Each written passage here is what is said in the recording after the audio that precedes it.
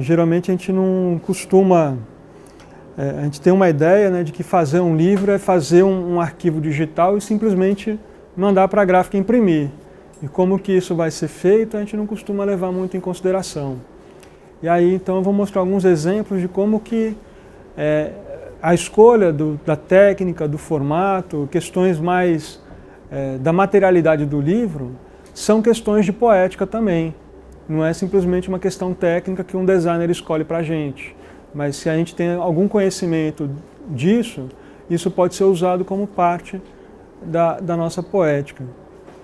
Aí eu agrupei em algumas etapas do processo de trabalho, né?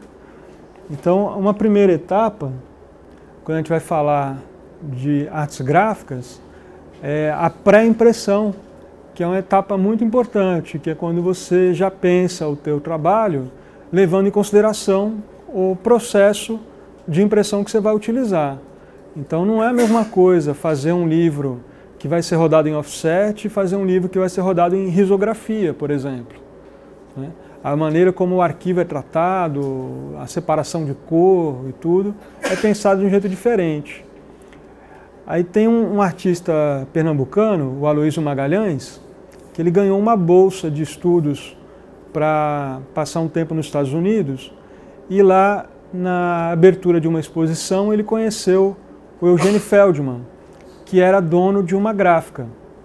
O Eugênio Feldman convidou o Aloysio a visitar a gráfica. E o Eugênio tinha uma característica que ele dizia assim, quando terminava o horário de expediente, era o horário que ele se divertia com as máquinas. E ele falava que a máquina de offset, para ele, era como se fosse um pincel para um pintor. Quer dizer, isso década de 50, ele falava isso.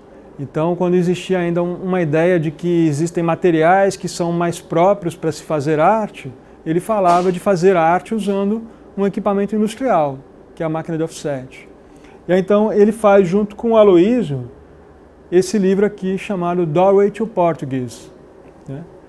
É como se fosse uma cartilha, uma introdução à língua portuguesa.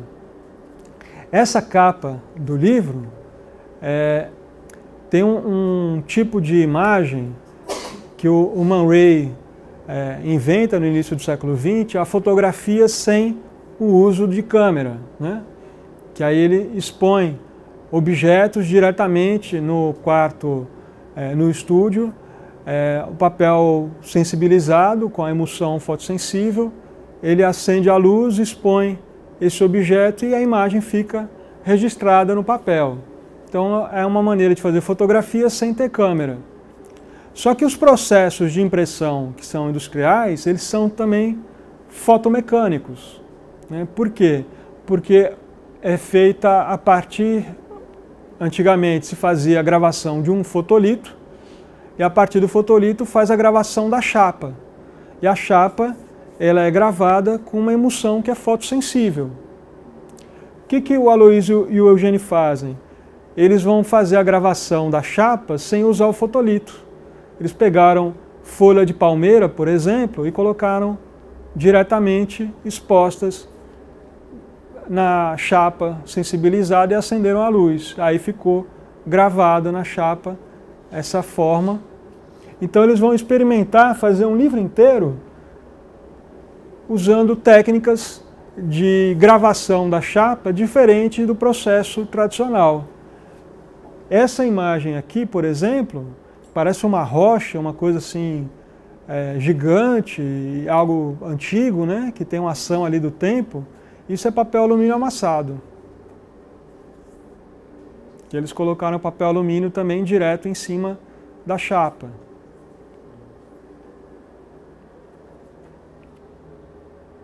Aí aqui a letra P, pássaro de pedra. Isso é uma página dupla do livro.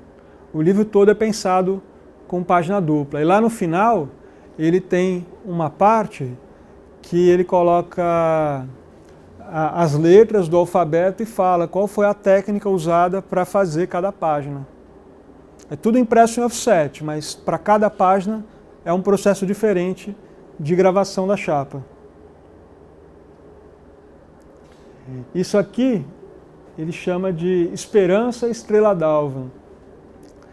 Eu não sei se alguém aqui tem experiência em impressão de xilogravura ou de gravura em metal, mas quando a gente vai imprimir em tipografia, xilo ou gravura em metal, quando a tinta está um pouco mais velha e endurece, tem umas pelotas de tinta, na hora que passa o rolo, a gente tem esse efeito aqui.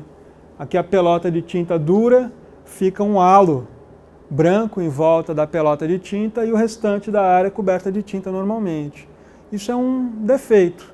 Geralmente a imagem que foi impressa que tem isso, ela é descartada, não faz parte da edição, da tiragem. Aí eles pegaram e ampliaram as manchas de tinta ao ponto de ocupar também a página dupla. Então o que antes era um defeito, eles transformam isso em efeito, em uma característica.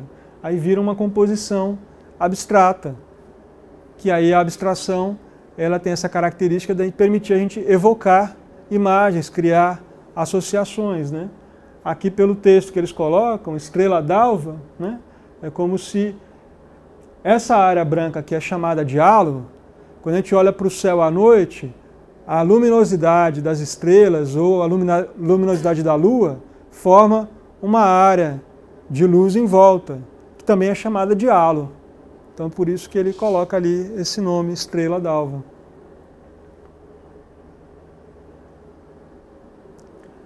Aí aqui a capa de uma revista especializada em livros de artista, o JAB. JAB é uma expressão de boxe, né?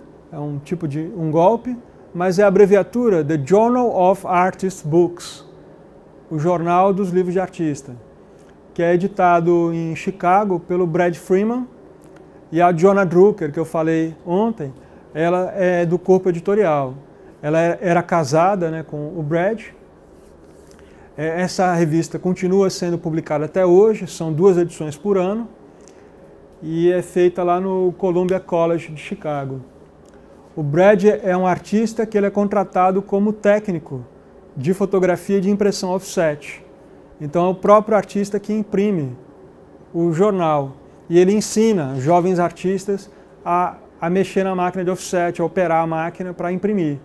Então geralmente é ele junto com 2 ou 3 estudantes de arte que estão aprendendo a mexer na máquina. E aí, a partir de um certo número, eles fazem o JAB com a capa, é uma obra criada especificamente para a capa. Não é simplesmente a reprodução de um desenho ou de uma fotografia, mas é algo que é pensado para a reprodução. Nesse caso, é um artista holandês, o Jan Vos, que ele faz livros de artista desde os anos 70, e ele tem uma livraria especializada em livros de artista lá em Amsterdã, junto com mais 2 artistas. Então Jan Vos recortou uma folha de papel vegetal, exatamente do tamanho do JAB aberto, ele sujou as mãos de tinta, né? Ele pegou várias folhas de vegetal desse tamanho, sujou as mãos de tinta e segurou como se estivesse lendo o JAB. E aí então esse papel vegetal ele enviou pelo correio para os Estados Unidos com a instrução de como que deveria ser impresso. Cada um grava uma chapa para cada folha, e aí cada folha é impressa de uma cor diferente e que ele deve modificar a quantidade de tinta e de água usada no processo de impressão, que aí vai ter cor que vai ficar mais clara ou mais escura e não tem uma capa idêntica à outra dentro da edição. E aí então são, se não me engano, 5 cores, e aí as outras cores que a gente enxerga é dessa sobreposição das tintas.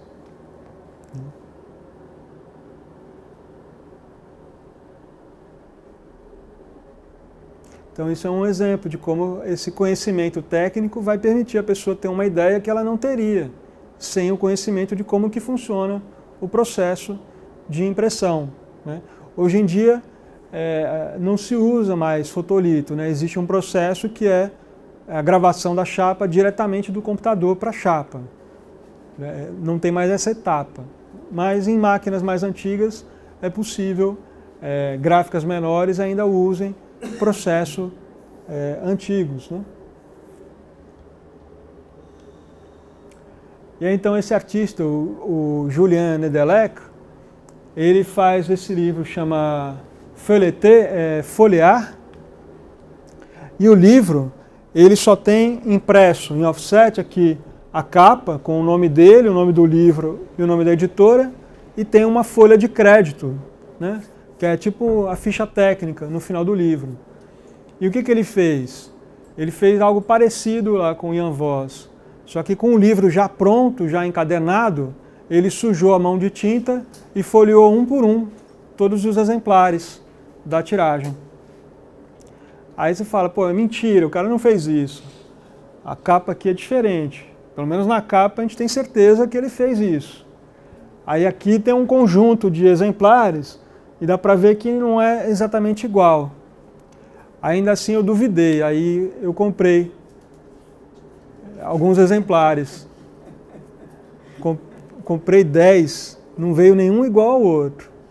Se ele fez só 10 variações, eu não sei, mas com 10 diferentes eu tenho certeza que tem. Tá? E aí lá na UFMG a gente tem 2 exemplares no acervo, que é justamente para mostrar a diferença de um para o outro. É provável que não tenha sido o próprio artista, né? Ele pode ter um grupo de pessoas que sujou a mão de tinta para manusear, mas o fato é que os exemplares são diferentes. Tem um artista daqui, o Zé Mário, é uma pena que eu não lembro o nome do trabalho agora que tem a ver, que ele tem um projeto de performance que ele sai beijando, vamos supor que, acho que não é isso não, mas vamos supor que o nome do trabalho seja Amor pela Arte, e ele sai beijando nas paredes da galeria com um batom preto, aí fica uma característica muito parecida. Depois eu vi que ele fez isso com publicação também, ele pega o livro e sai beijando várias páginas com o tal do batom preto, fica muito parecido. Olha só, esse eu não conheço não. Uma coisa que é interessante é que essa editora é uma editora de um artista, lá da França. Aí aqui é o livro aberto, para vocês terem uma ideia como é que é as manchas.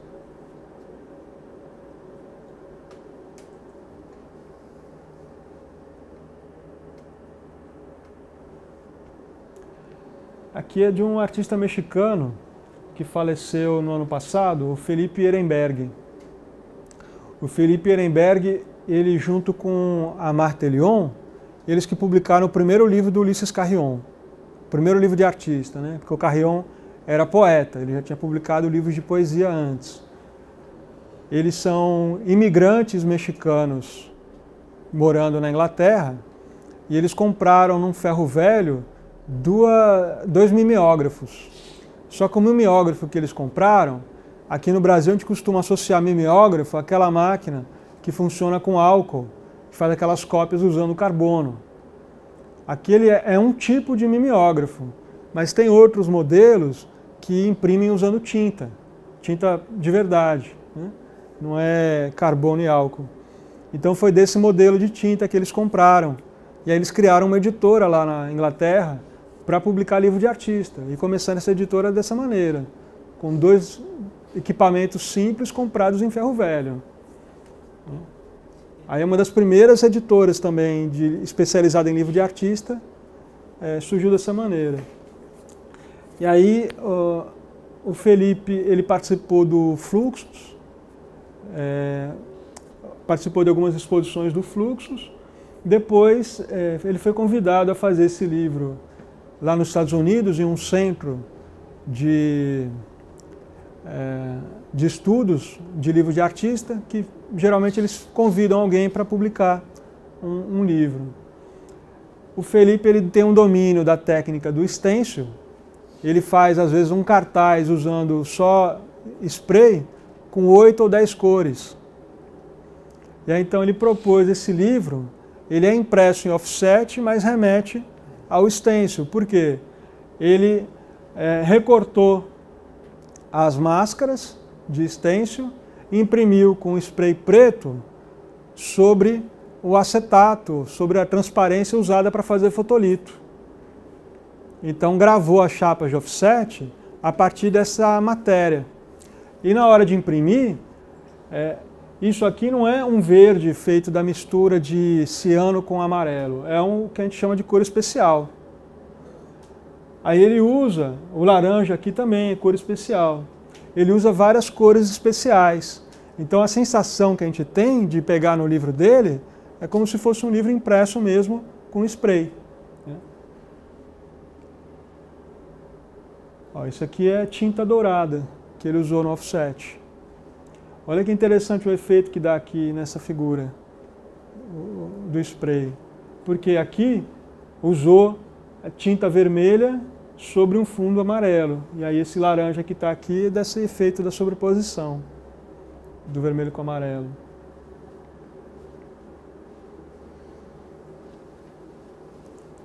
Esse livro é um livro em grande formato, ele tem uns mais ou menos 40 centímetros de altura cada página. E aí por isso que ele consegue tanto detalhe no extenso. Então a técnica que ele escolheu vai demandar também essa questão da escala. E aí ele visualmente assim, ele é muito impactante, né? Tem uma narrativa nesse livro, mas é uma narrativa feita só pelas imagens, não tem um texto, tem um texto de apresentação, mas depois do texto de apresentação, nas páginas, é só as imagens. E é muita coisa da iconografia popular que ele vai usar, né? De cartaz de show, de cenas de televisão, coisas de história policial, a Festa dos Mortos, mexicana. E aí tem um coletivo lá na Colômbia que eles fizeram esse livro, que é muito interessante, Escusado Print System. Tem um amigo que foi lá para a Colômbia, ele falou que tem um pessoal lá que é tão tarado com essa questão do stencil, que eles fazem a máscara de stencil em papel sulfite comum. Que aí o sulfite comum não aguenta muito tempo. Aí eles falam, não tem problema, eu faço outro. E aí então, justamente por usar um papel que é mais fino, permite fazer algo que tem bastante detalhe, porque é fácil de cortar o papel. Aí como que esse livro foi feito? Eles passaram alguns meses mapeando os grafites da cidade de Medellín, na Colômbia. E aí fotografaram, redesenharam tudo isso, e aí fizeram o mesmo processo que o Felipe fez. Fizeram um stencil e a partir desse stencil gravaram as chapas e imprimiram o livro inteiro com cor especial. Então tem página que eles usaram só 2 cores. Tem página que usaram 3 cores. Mas a sensação que a gente tem é que o livro tem muita cor. Mas é porque elas são intercaladas, as cores dos cadernos, nas páginas. Então ele, na verdade, não tem um custo tão alto de produção, mas ele dá uma sensação de que é muito caro para se fazer. Ele também tem esse impacto visual grande. Aí a sensação também é de que a gente está vendo um livro que foi todo feito artesanalmente, né? Fala, nossa, fizeram isso aqui com spray mesmo. Não, é impressão offset. É um livro com tiragem aí de 1000 exemplares.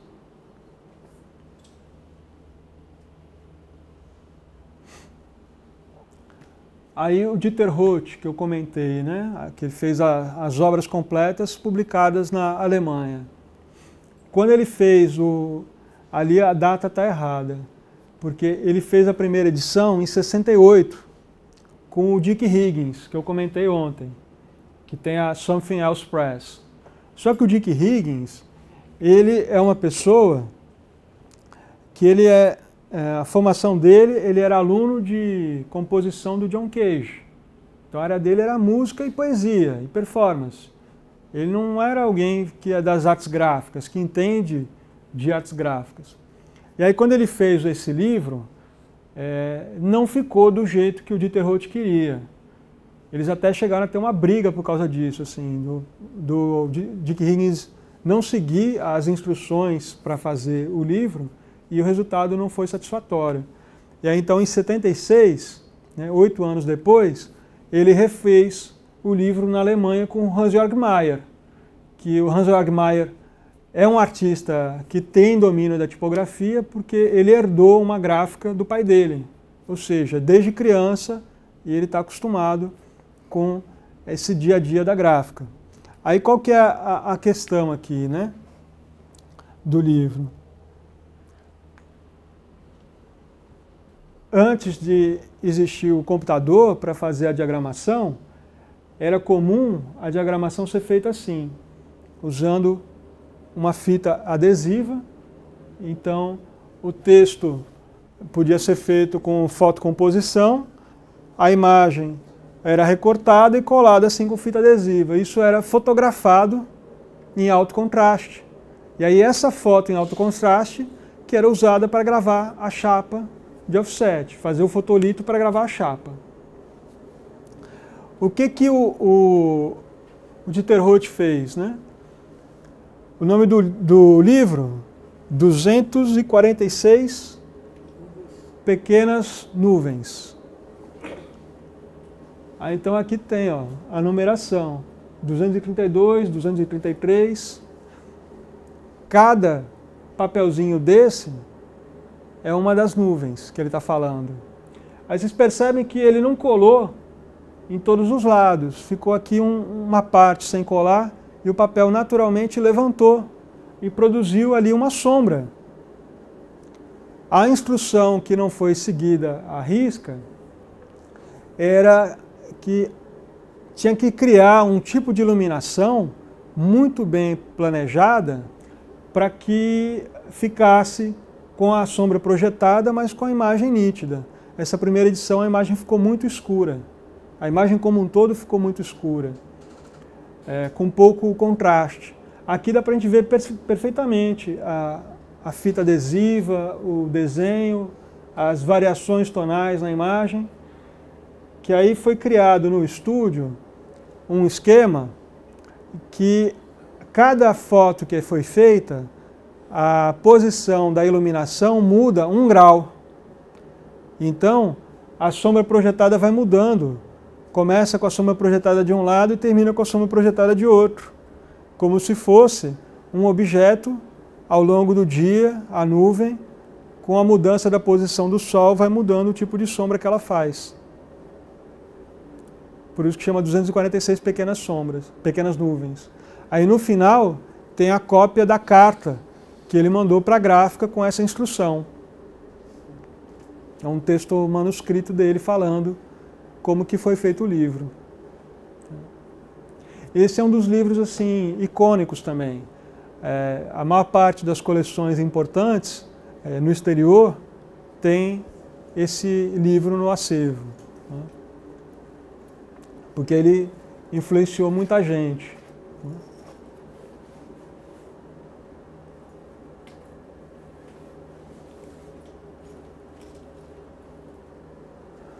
A Lourdes Castro é uma artista portuguesa que mora na Ilha da Madeira. E ela tem um jardim lá na Ilha da Madeira que ela se dedica muito a esse jardim. E a Lourdes Castro tem uma característica que ela coleciona sombras. Ela tem uma coleção fantástica de sombras.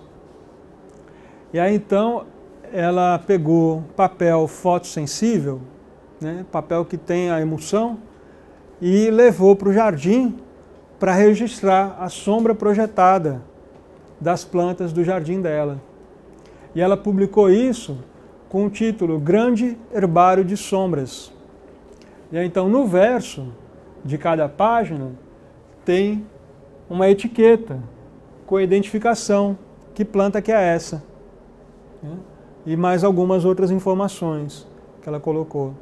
Aí o que é legal é que ela vai usar tipos de emulsão diferentes, então tem página que é marrom, tem página que é violeta, aí tem mudanças de cor de acordo com a química usada na emulsão, né? Isso ela fez o projeto nos anos 70 e só foi publicado, teve tiragem, mais de 30 anos depois. Que aí também é uma coisa muito comum. O artista faz o projeto, não tem dinheiro para realizar, e aí demora alguns anos para conseguir publicar do jeito que queria. Mas também isso aqui, quando foi publicado, esgotou rapidamente. Ela participou da última Bienal de São Paulo, e aí publicaram aqui, o Consulado de Portugal publicou 2 livros. O que ela expôs na Bienal chamava Livro Vermelho, que ela fez com o Manuel Zimbro, que é o marido dela, que também é artista, que era um livro só com recortes de coisas vermelhas. Embalagem, página de revista, cartão postal, aí você tem tons de vermelho de tudo que é tipo, assim, é um livro muito bonito. Aí eles publicaram esse livro e publicaram um livro sobre os livros da Lourdes Castro, que ela produziu muitos livros ao longo da vida. Ela, se não me engano, tem mais de 80 anos, está viva ainda, produzindo.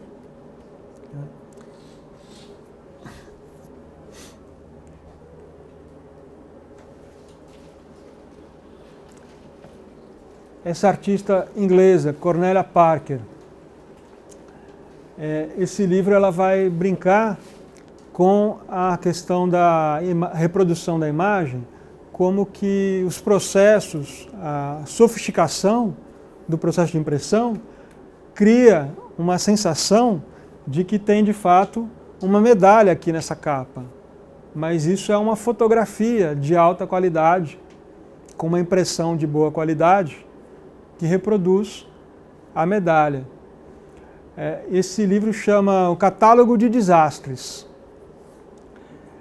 Aí, conforme a gente vai olhando as páginas, a gente percebe todos os objetos que estão no livro são objetos que ela pegou uma pilha de papel, uma pilha de mais ou menos 500 folhas, colocou o objeto e colocou uma pilha de, sei lá, 5.000 folhas em cima e prensou para esmagar o objeto. E aí, depois que tirou as folhas de cima, isso foi fotografado. Então tem aqui a marca que o objeto deixou nas folhas que estavam embaixo. E aí, conforme a gente vai olhando, todos os objetos que ela usou são relíquias da Segunda Guerra Mundial. Então não é qualquer objeto que ela escolheu. Tinha uma questão ali que ela coloca de geopolítica, né? Que aí alguns dos objetos são de ex-colônias inglesas, por exemplo. E esse livro dela, ele dialoga com a produção dela nesse período. Ela enchia um galpão com objetos e, com a ajuda do próprio exército, ela explodia o galpão e expunha as peças flutuando no espaço da galeria, o que sobrou da explosão. Então esse trabalho tem tudo a ver com essa outra produção dela. Não é uma coisa que ela faz que não tem nada a ver com o que ela fazia antes. Ela vai pensar uma coisa específica para o livro, que tem a ver com o livro. Não precisa ser exatamente uma cópia daquilo que ela fazia, mas traz questões que são comuns ao que ela fazia já no campo da instalação.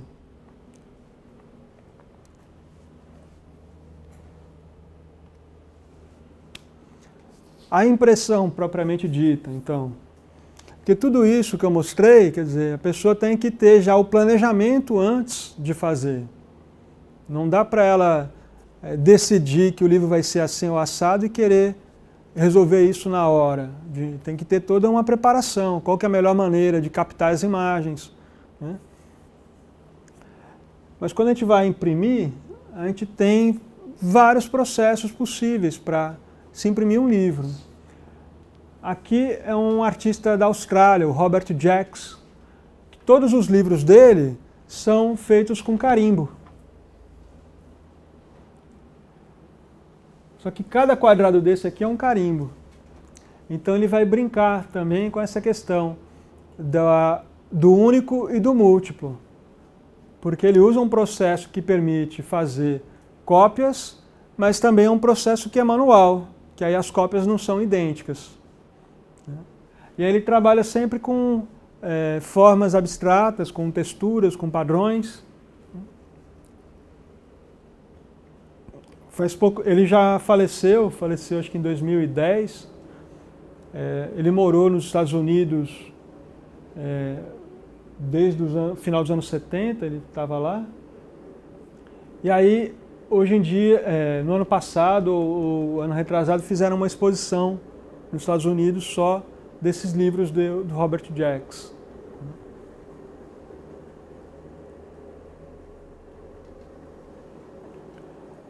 O Tadeu Jungle, ele tem um livro que chama Frequência das Aranhas, que é impresso em offset, e aí tem um poema visual dele, que é esse daqui, que é homenagem a Yoko Ono. Ele fez esse poema quando ele soube da morte do John Lennon. Né? E aí, então, na edição, esse álbum, Frequência das Aranhas, né, aparece assim, livro de artista que participou da exposição lá em São Paulo, Tendências do Livro de Artista no Brasil. Então a gente fica imaginando que é um livro mesmo, encadenado. Ele, na verdade, é um envelope com uma impressão em offset no envelope, com o título e o nome do artista, e dentro várias folhas avulsas, todas impressas em offset. Tem folha A4, tem folha A3 dobrado. E aí tem, dentro desse envelope, esse trabalho aqui, ele faz intervenção com spray. Aqui é spray de verdade que ele usou. Ele não fez o spray numa folha transparente para gravar a chapa e simular a tinta. Né? Tanto é que, às vezes, acontece da tinta spray, ela tem um tempo de secagem diferente, às vezes essa tinta spray gruda em outro papel que está dentro do envelope. Então, se alguém for... Esse relevo, né? Esse relevo aqui é justamente possível por causa do spray, a quantidade de tinta que foi colocada.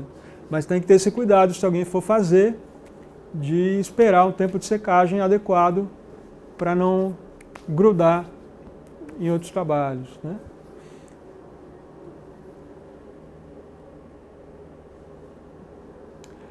A Elaine Ramos, que era designer lá da editora Kozak Naif, ela fez esse livro aqui junto com a Maria Carolina Sampaio.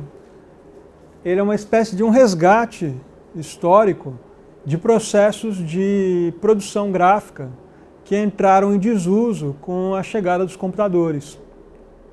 Então, réguas, normógrafos, compasso, tira-linha, cartela de letra 7, vários materiais que hoje em dia o pessoal nem sabe o que é, como que usa, para que serve.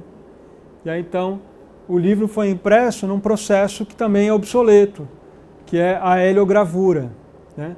A cópia heliográfica, ela é uma cópia feita usando amônia. Geralmente, é um processo muito barato de impressão, geralmente usa para fazer cópia de uma planta para levar para o canteiro de obra. Porque não compensa você levar uma cópia de uma planta que você paga caro, está lá no canteiro de obra, você não vai ficar preocupado se vai danificar a planta. Então eles fazem essa cópia heliográfica. Ela tem uma característica que ela tem baixa resistência à luz. Com o tempo, a imagem vai se apagando. Então, como o livro faz esse resgate das técnicas que desapareceram, o livro também vai desaparecer com o tempo, se ele não for guardado em um lugar escuro. Aí,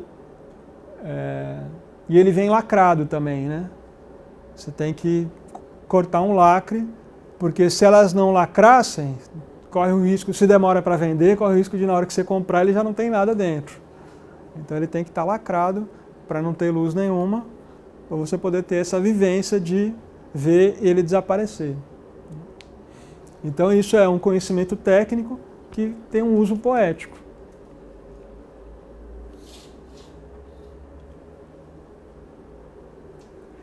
Esse aqui também é interessante. Esse artista, ele recebeu uma encomenda para tornar mais conhecido um arquivo de fotografias que tem lá na Europa. E aí então ele fez, usando um tipo de luz infravermelha, ele imprimiu essas imagens em uma espécie de acetato e convidou pessoas para posarem. Ele fixava o acetato na pele da pessoa, deixava ela exposta a essa luz, e aí então ficava gravado na pele, né? Isso depois de alguns dias vai sair naturalmente, não fica registro. Mas aí a proposta dele era colocar essas imagens aí na pele. E aí então ele coloca, às vezes aqui a página inteira é a imagem do arquivo, e aqui do lado alguma imagem do arquivo aplicada na pele, né? Aí o nome do livro é Pessoas Ilustradas, né? Ou é um jogo de palavras também com a ideia de pessoa ilustre, né?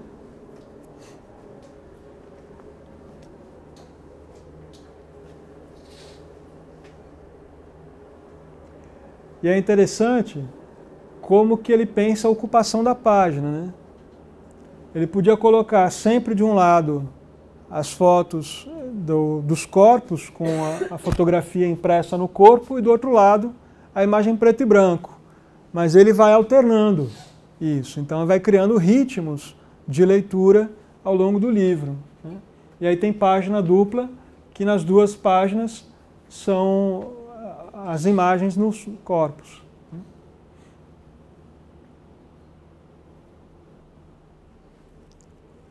E aí é interessante, né, ele pensar a questão, uma área maior, que dá para colocar uma imagem ampliada, mas aqui a área é maior e ele escolhe colocar várias imagens pequenas.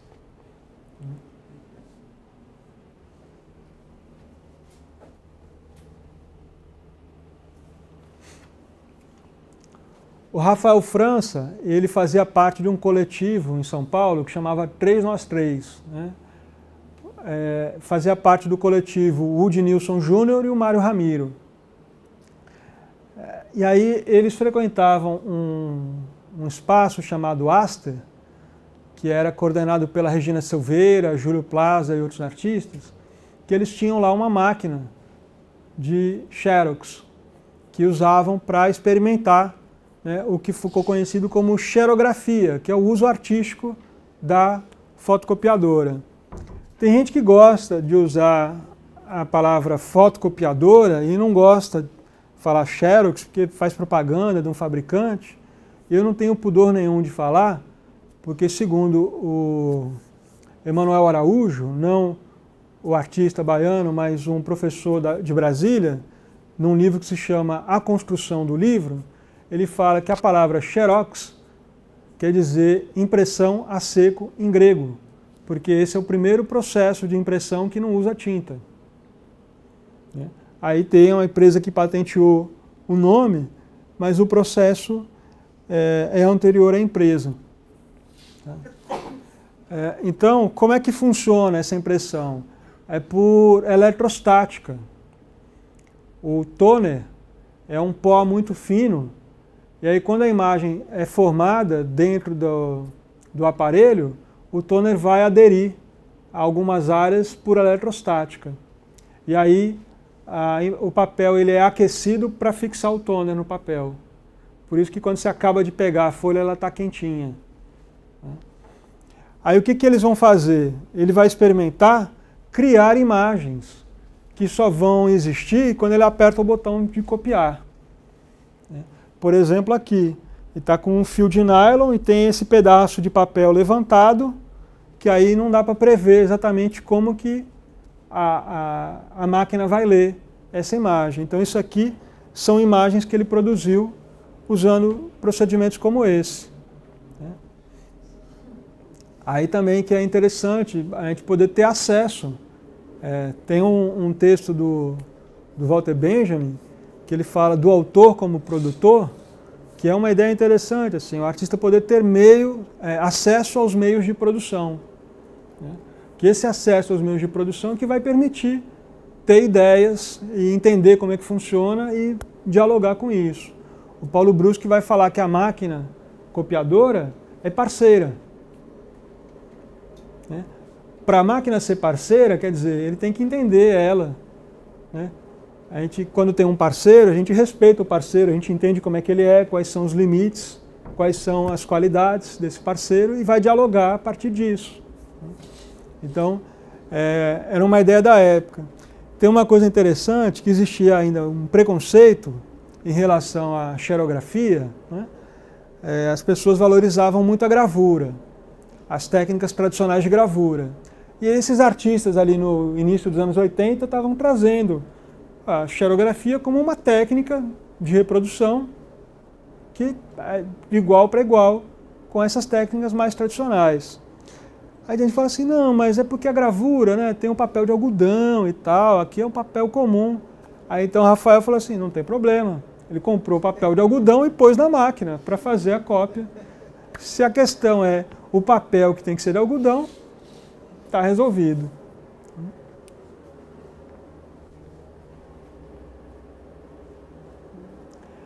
Aí as máquinas, nos anos 80, 90, elas não tinham a mesma qualidade que tem hoje.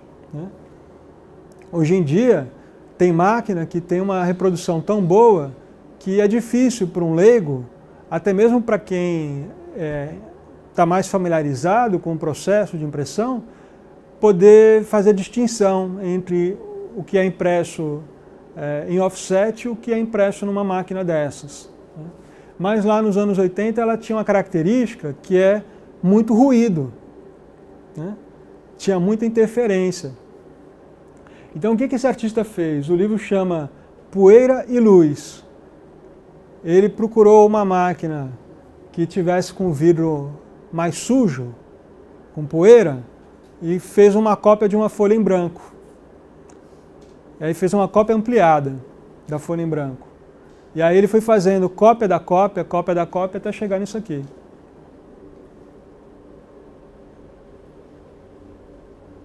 E aí a edição do livro foi feita também usando Xerox.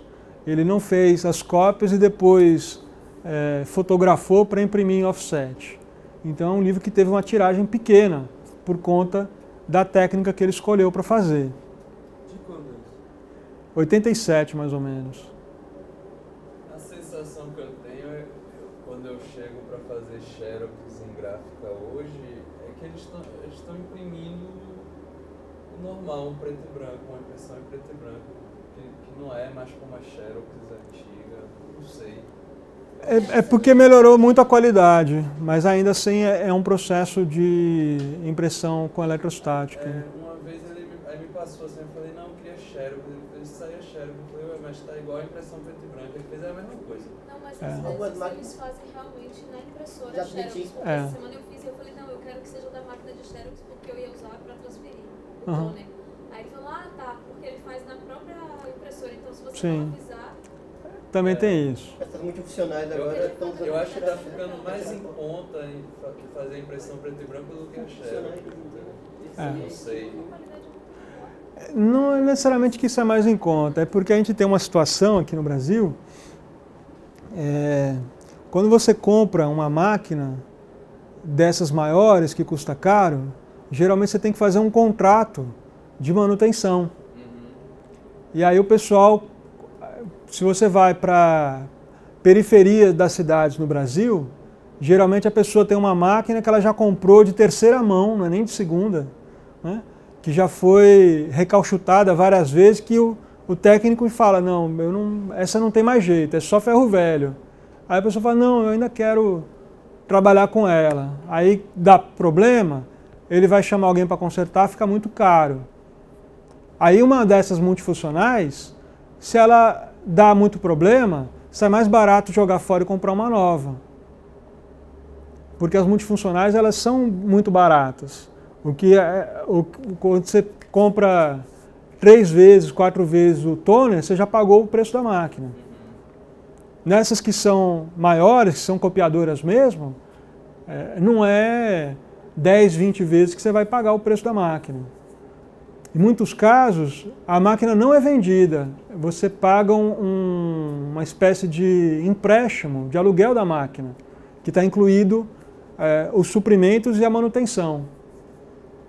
Então, para a empresa de médio e grande porte, é tranquilo, mas para a empresa pequena, não compensa, porque ele tem que ter fazer muita cópia para compensar.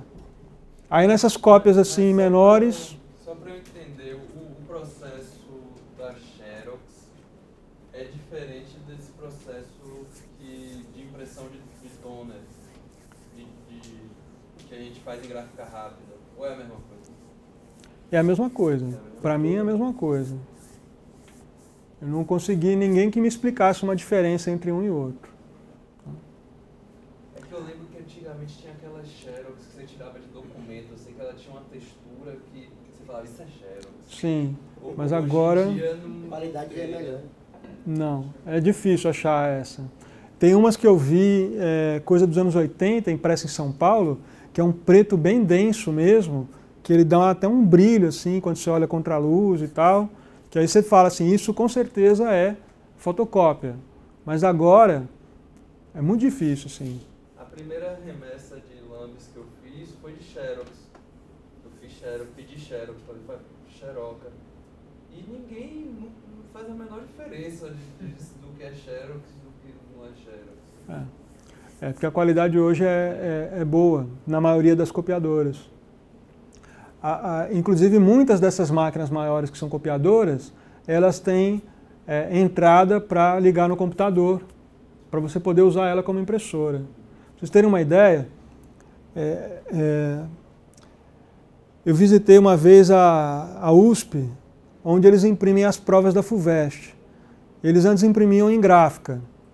Aí de uns anos para cá, acho que uns 12 anos mais ou menos, 15, eles compraram 5 máquinas que imprimem, e aí todas as provas da FUVEST são feitas nessas 5 máquinas. Fica lá uma equipe pequena de pessoas produzindo 2 semanas direto. Pra você ter uma ideia como funciona, ela tem, se não me engano, são 3 gavetas que cabe 5.000 folhas em cada uma. Então o cara enche as gavetas de folha, ela tem um alimentador para grampo, que você consegue, quando acaba o grampo ela te avisa, você coloca o grampo e ela não para de fazer. Ela tem um alimentador de toner, que você troca o toner sem ela parar de imprimir. Ela imprime numa velocidade grande, já sai a prova grampeada, frente e verso, com o nome do candidato na frente, porque usa dados variáveis. E isso é impresso muito rápido. Então já tem tecnologia. Tem uma máquina da Xerox, que existe desde os anos 90, que ela é comprida, um pouco maior do que essa sala. E aí então o livro já sai impresso, colorido, encadernado do outro lado. Só que o custo unitário sai encadernado já. Põe o papel solto. Você põe o papel solto, ele imprime, encaderna já dentro da máquina e já sai pronto do outro lado. Imprime, né? Você pensa fazer livro. Aí sai do outro lado. Aí tem outro botão do lado, fazer livro de artista. Alguns cursos de idioma, por exemplo, cultura inglesa, tem uma máquina dessa para imprimir apostila. Que aí quando tem uma apostila que é muito específica, que tem uma tiragem pequena, não compensa rodar em gráfica comum. Entendeu? Aí o custo unitário dessa máquina é alto. Mas para quem não tem recurso para investir para fazer 1000 exemplares de uma vez, vai fazer só 20, 50, compensa fazer numa máquina dessa.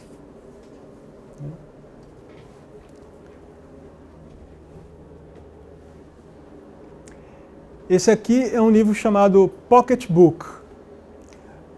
Aí o título, ele continua na contracapa.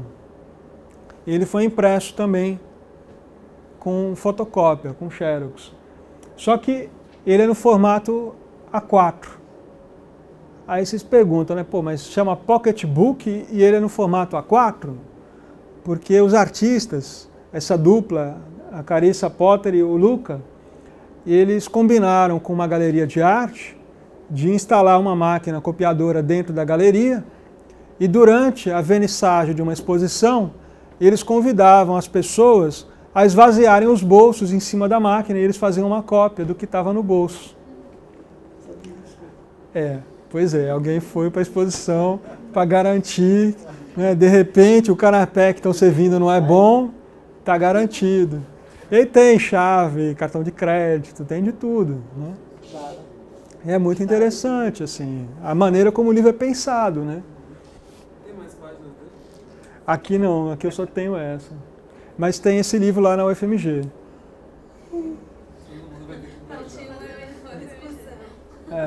Cadê eu? Começando a organizar ele. Depois a gente pode fazer uma viagem aí, todo mundo ficar na minha mão.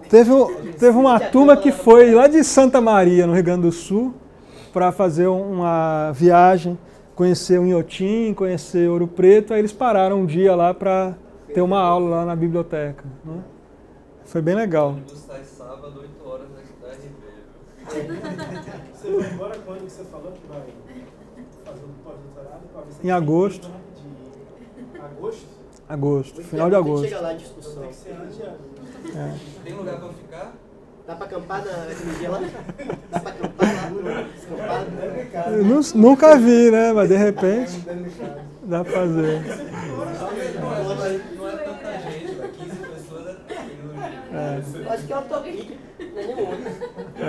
Dá uma...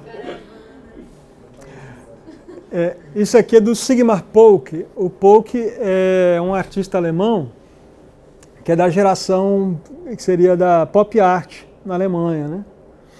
E aí esse livro dele é 2004, se não me engano, e aí também tem uma tiragem que não tem um exemplar idêntico ao outro, né? O título aqui em grego é Daphne, que ele pega esse mito grego de Daphne, que ela está fugindo das investidas de Zeus, né? Então ela está correndo. E aí então ele trabalha deslocando a folha de papel enquanto a máquina está fazendo a leitura e chega nesse tipo de imagem. E aí, como é ele manipulando a máquina diretamente para cada exemplar, eles não são idênticos, eles têm as mesmas imagens na mesma sequência, mas a imagem que tem lá, a cópia, é um pouco diferente. Ele fez acho que 1000, só que é um livro que já, quando ele lançou, já era mais caro, assim. Acho que quando lançou devia ser uns 500 euros. E depois impresso em offset? Não. Não, foi só essas que ele ficou puxando. É só fotocópia. Não tem um igual ao outro. Então. Não tem um igual ao outro, não. Pelo menos é o que eles anunciam, né? Então aqui dá para ter uma ideia de outros efeitos. Você não acredita nesse pessoal que diz que foi diferente? Não sei, porque dizer eu posso dizer qualquer coisa, né? Mas saber se é mesmo. Em algumas coisas eu sou São Tomé. Tem que pegar na mão para ver. Comprou os 10 lá para olhar. Aqui é uma página dupla. Né? A gente não acredita. Essa página dupla está muito bem feita. Muito bem coladinha. Tá estranho isso aí. Muito bem coladinha.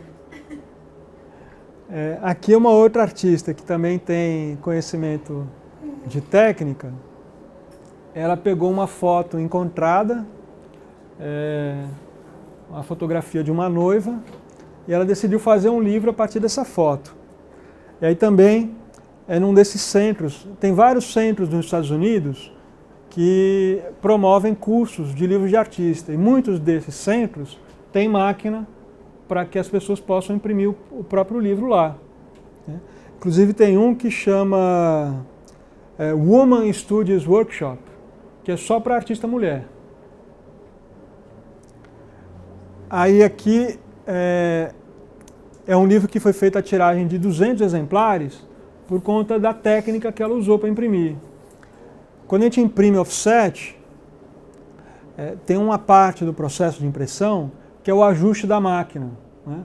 Então, por exemplo, você começa a imprimir, às vezes a máquina está com dependendo do tipo da imagem, por exemplo, se eu tenho uma grande área de cor, e se eu imprimo muito rápido, corre o risco dessa área ficar falhada. Então, tem que ter um controle em relação ao tipo de papel, quantidade de tinta, o tipo de imagem, quantidade de água. Então lá os técnicos vão fazendo ajuste, aumentando e diminuindo cada um desses elementos, a tinta, a água, a velocidade, até chegar numa impressão de qualidade. E aí então, até chegar no ajuste, você gasta um pouco de papel imprimindo. E tem máquina que imprime muito rápido. Se apertou o botão para parar, ele imprime mais uns 20, porque já está lá na velocidade, né? Por exemplo, numa máquina rotativa que imprime jornal, se eu aperto o botão para parar de imprimir uma publicação, uma apostila, por exemplo, que foi impressa em rotativa, eu encho meia caixa desse tamanho aqui assim, só com o que foi impresso de sobra. Com pouca tinta e tal, com ajuste. Para imprimir 50.000, eu encho 2 caixas desse tamanho, só de teste. Eu sei porque eu vi na gráfica, quando a gente foi imprimir prova da Unicamp. Então, aqui o que ela fez? Ela imprimiu a imagem e foi aumentando a quantidade de água, consequentemente diminuindo a intensidade da cor da tinta. Até chegar nessa imagem aqui, que ela mistura. Ela gravou 2 chapas, uma com o negativo da outra. Então uma ela imprimiu em vermelho, a outra em verde, e ela faz uma sobreposição das duas em algumas páginas. Porque o final do livro é isso aqui. Então é o tipo de coisa que não dá para ela ter muito controle. E aí os 200 é o que ela conseguiu, depois que terminou o processo de impressão, para poder ter essa transição completa do vermelho para o verde. Aí é um tipo de trabalho que depende disso, de entender como é que a máquina funciona para propor alguma coisa de acordo com esse funcionamento da máquina. Isso aqui, se eu não tenho um contato dentro da gráfica, eu falo que quero fazer um livro assim, a gráfica vai falar, não dá para fazer não. Tem gráfica que vai falar, não. Por quê? Para eles não compensa, porque geralmente a gráfica, eles rodam o trabalho no horário que eles querem. Então, às vezes, se é um trabalho menor, eles encaixam num horário livre para poder dar prioridade para trabalhos maiores. Aí, se eu vou fazer isso lá na gráfica, o cara vai imprimir, sei lá, 7 da manhã, ele não vai ficar esperando eu chegar lá para imprimir. Ele roda lá. Então, tem que ser negociado isso, né? Se tem necessidade de estar presente na gráfica na hora que vai fazer, tem que negociar antes. O Vladimir Dias Pino é um artista carioca que morou muitos anos em Cuiabá, né? E aí ele fez uns livros assim fantásticos que ele mesmo imprimia, né? Ele também é de uma família de gráficos, né? Teve contato com esse universo das artes gráficas desde novo. E aí, segundo o Paulo Silveira, que conversou com o Vladimir, ele tem livros que têm grandes áreas uniformes de cor, né, áreas chapadas, que é muito difícil imprimir com qualidade isso, né? Ele trabalha com cores especiais também e tal. Aí, para fazer um desses livros, ele ia lá na gráfica da universidade, dava uma cachaçinha lá para os gráficos, para os impressores, o pessoal ficava num canto bebendo e ele podia mexer à vontade na máquina, fazer do jeito que ele queria, para poder ter o controle total de qualidade. Isso é uma coisa que são poucos artistas que eu sei que sabem fazer isso. Eu mesmo não sei ainda. Aqui o Dieter Roth. Esse livro dele é uma imagem simples, um padrão de linhas paralelas, que ele imprime uma vez, ele põe o papel na máquina de novo, em outra posição, e imprime de novo, aí dá essa sobreposição aqui, e ele vai fazendo sobreposições até chegar nesse preto mais denso. Então não é uma imagem que ele fez, que ela está pronta e é só mandar imprimir. Ele tem a ideia do resultado que ele quer chegar, mas ele só chega no resultado depois que o livro foi impresso.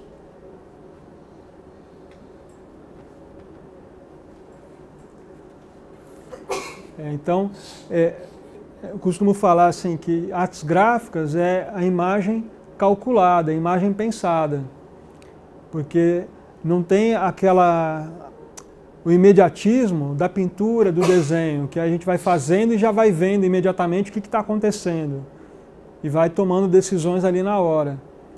Nas artes gráficas, geralmente a gente tem que ter esse planejamento já de como que vai ficar, porque tem coisa que não dá para mudar na hora. Ou, se for mudar na hora, você tem uma despesa grande.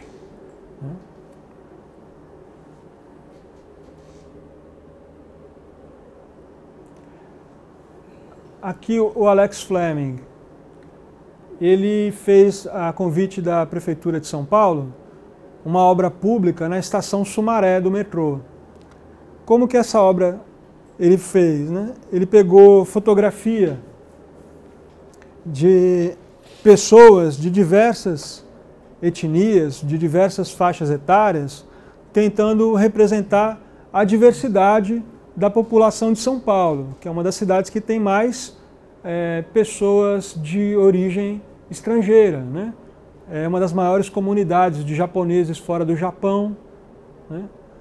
Tem muito árabe, tem muito coreano, tem muito italiano. E aí então ele faz impresso em vidro, vidros que tem mais ou menos 2 metros de altura, esses rostos, e ele aplica com uma régua, um normógrafo, ele escreve poemas que são clássicos da literatura brasileira desde do século XVI até poesia mais contemporânea. Então, quando a obra foi inaugurada, a imprensa oficial do Estado foi fazer a produção do catálogo para divulgar o lançamento, a inauguração da obra. Aí o Alex Fleming pediu para acompanhar na gráfica essa impressão. Aí o que ele fez? Ele pegou algumas folhas, isso aqui é a folha como que é impressa na gráfica. Isso que tem aqui na lateral, aqui em cima, é barra de calibragem. A partir dessa barra, o gráfico sabe que aqui tem que ser o preto 100%. Aí é o preto 90%, 80%, até o preto 10%. Então esse é o parâmetro que o gráfico tem para fazer o ajuste na máquina. Se o que é o preto 100% não está ainda intenso, ele sabe que tem que aumentar a quantidade de tinta. Aqui embaixo, essa aqui é a barra de controle de cor. Aqui embaixo tem uma marca de corte. Então, isso aqui é refilado, isso aqui é cortado aqui é feito o vinco para montar os cadernos. Então, geralmente, o livro ele é sempre montado como, isso aqui chama imposição de página, que é fazer a distribuição das páginas considerando a montagem dos cadernos, para que na hora que você vai refilar e montar, fica na sequência que você quer. Tá? Então isso depende do número de páginas do livro, do tipo de máquina que vai ser usado. Aí também é uma coisa que, geralmente é a gráfica que faz essa imposição. Mas, por exemplo, se eu vou fazer um livro que tem todas as páginas com um tipo de papel e tem um dos cadernos que é outro tipo de papel, eu tenho que ter um conhecimento mínimo de como funciona isso para poder calcular onde que vai entrar esse conjunto de páginas impressas. Então, por exemplo, para fazer caderno, eu trabalho sempre com múltiplo de 4, porque uma folha dobrada ao meio dá 4 páginas.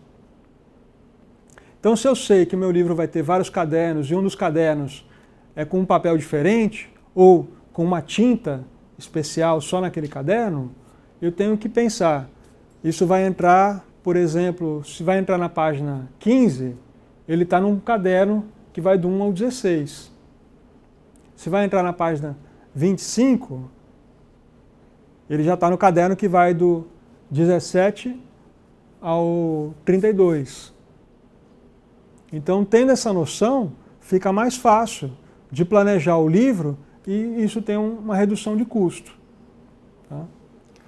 Então, ele pegou essas folhas, ele separou as folhas antes de serem cortadas e, em alguns casos, ele pegou folhas que já tinham sido impressas lá na gráfica e pediu para imprimir por cima dessas folhas o livro dele, que é esse caso aqui.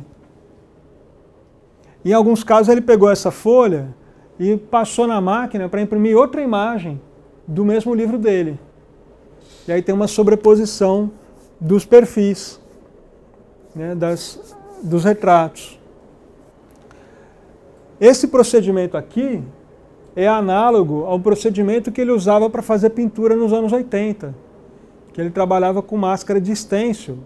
E aí, depois que a pintura estava pronta, ele usava aquela máscara que ele usou para fazer a figura para ser o fundo da próxima pintura. E aí depois ele usava essa imagem principal dessa segunda pintura como fundo de uma terceira pintura. Então ele tinha um processo, é uma espécie de resgate de uma técnica chamada palimpsesto, que na Idade Média, com o custo muito alto para produzir o pergaminho, era comum você pegar uma obra que não era tão importante, raspar a tinta daquela página e escrever por cima. Só que esse processo de raspagem nem sempre era bem sucedido, então ficava um vestígio do que estava antes. Então essa construção do texto em camadas é chamado de palimpsesto, né, que deixa um vestígio do anterior. Ele vai usar esse pensamento aqui, que ele usava na pintura, nas artes gráficas. Então ele é um livro feito em offset, com tiragem de 3 exemplares. Que tem página que é Campanha de Economia de Água da Companhia de Saneamento do Estado. Aí ele imprimiu sobre esse cartaz uma página do livro dele. Essa daqui é a capa de um livro que foi impresso na IMESP. Tem o outro que é um papel usado para fazer uma pasta para um arquivo oficial do Estado. Então tudo isso entrou como parte desse livro dele. Aí é uma coisa não muito comum, um livro que é offset e que tem uma tiragem tão pequena. Mas nesse caso é possível por conta da maneira como foi feito.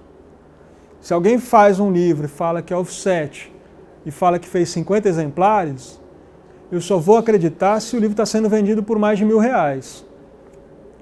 Porque por menos de R$1.000, a pessoa está gastando muito dinheiro para fazer esse livro. Ele está pagando para que outros tenham o livro dele. Porque o custo de produção no offset é alto. Porque tem a gravação das chapas, né? Tem o tempo da máquina que está incluído no custo, né? Também. Eu falo isso porque às vezes aparece em livro, muitas vezes quem está estudando o assunto não domina essa parte de artes gráficas. Então a pessoa acha que todo livro é impresso em offset. Às vezes é uma impressão digital e aí você vê lá escrito que foi impresso em offset. Você fala, não tem como isso aqui ser offset, com essa tiragem pequena.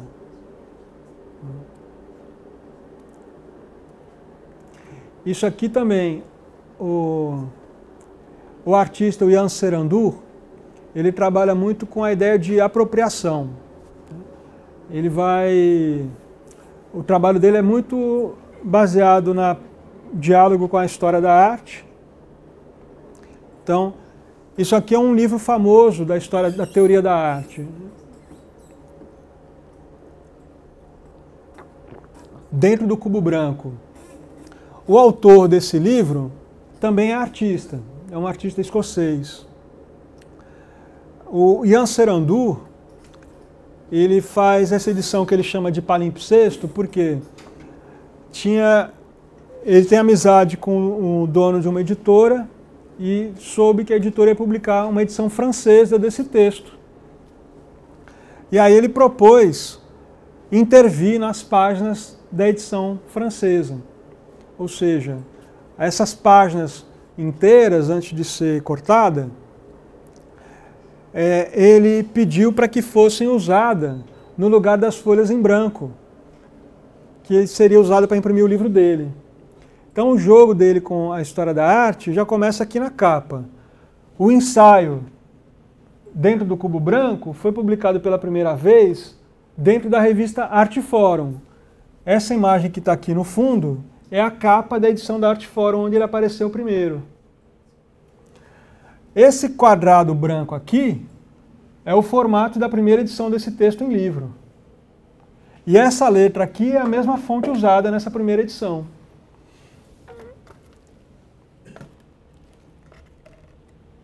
E aí então o livro dele tem o formato da Arteforum. Aqui ele faz uma coisa que não é muito comum na impressão offset, que é a impressão com tinta branca. Geralmente o branco na impressão é o branco do papel. Mas para ele era importante ter o quadrado branco na página, até para facilitar a leitura do texto. Então aqui são 5 camadas de tinta branca para conseguir dar essa cobertura. Ou seja, tem um micro relevo nessa área branca por conta dessas camadas de tinta. É por isso que não é uma coisa comum de ser usada. É branco, branco mesmo. É que a tinta branca, ela não é tão branca quanto o branco do papel. Aí, em comparação com o branco do papel, ela parece mais amarelada. Mas é tinta branca. Tem uma transparência, né? Por mais que tenham sido 5 camadas, não fica chato. Porque é uma camada fininha. Aí não cobre totalmente. Mas então, ó, dá para ver aqui, ó, essas linhas aqui são marcas de corte. Daqui para cá era uma página, daqui para cá era outra página do livro. Então isso, ele parece um catálogo da produção do Ian Serandu, mas ele também, ao mesmo tempo, ele tem uma proposição de ser uma obra autônoma. Porque todas as obras que ele coloca aqui são obras que utilizam o mesmo procedimento que ele usou para fazer o catálogo.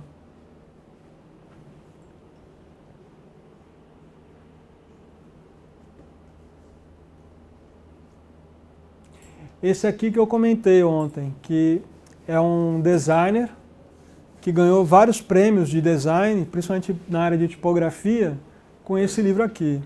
Ele fez em parceria com um escritor, que é um dramaturgo. Eu não me lembro agora o nome do escritor, mas é um romance, é uma peça de teatro cuja ação se desenrola dentro de um fast food. Aí então o layout todo usa elementos da sinalização gráfica de um fast food. Cada personagem, o texto é de uma cor diferente, para representar a fala de cada um, com um tipo de letra diferente também. E aí então tem página que fica praticamente impossível de ser encenado isso, né? Como é que eu vou falar tudo isso ao mesmo tempo? Como é que eu vou entender o que está sendo falado? Se resolvem encenar essa página aqui. Então, eles falam que isso é uma peça que foi feita para ser encenada na página do livro, que não foi pensada para ir para o palco. Tem outras páginas que não tem tanta informação assim, mas aí eu escolhi uma que leva isso a um limite, né? Tem uma que tem mais informação ainda do que essa, que é mais difícil de ler. E aí é interessante que ele não usou tinta preta em lugar nenhum no livro. Ele só usou ciano, magenta e amarelo. Aí o que tem, que é mais escuro, é uma sobreposição dessas 3 cores. Mas o preto mesmo não entrou em lugar nenhum.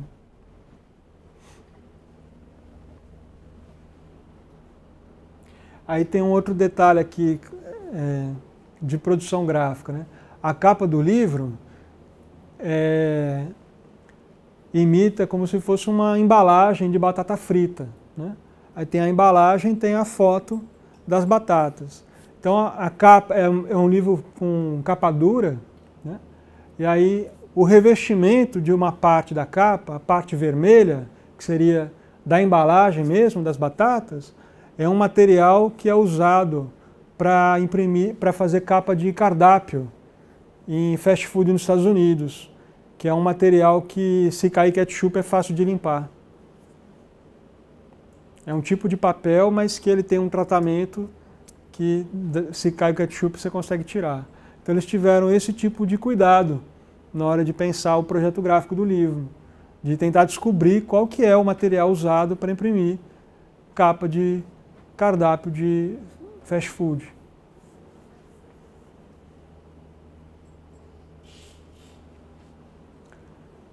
Aí o Michael Goodman, ele que foi impressor daquele livro que eu mostrei do Philipp Ehrenberg.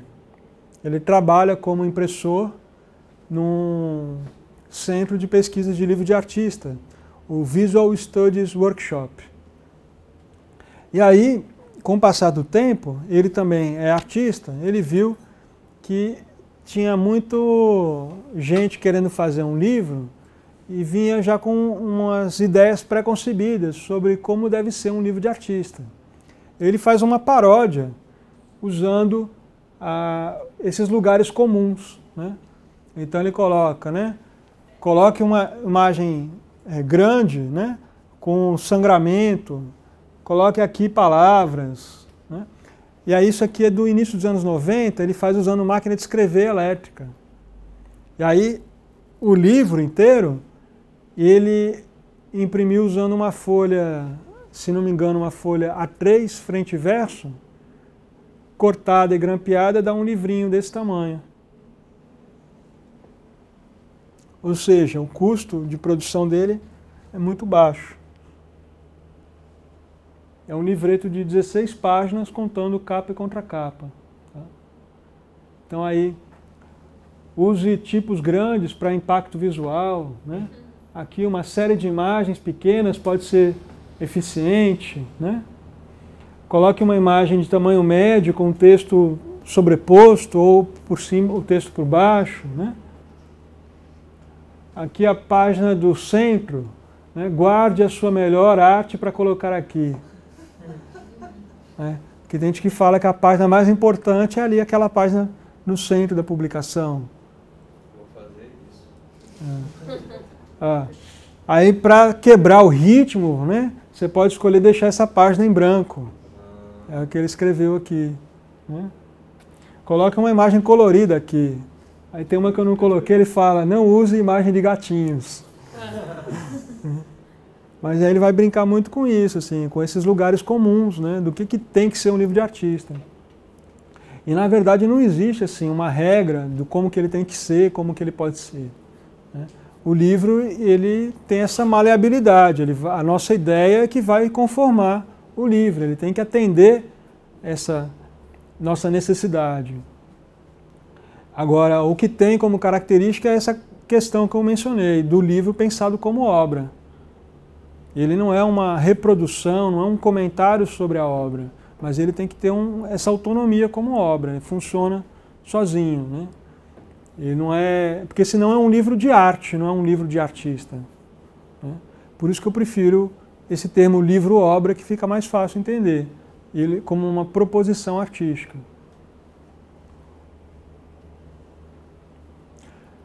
O Clifton é outro artista que também é impressor. No caso, má impressão, ele também faz um trocadilho, né? Que aí ele vai pegar os erros mais comuns de impressão e vai provocar os erros, né?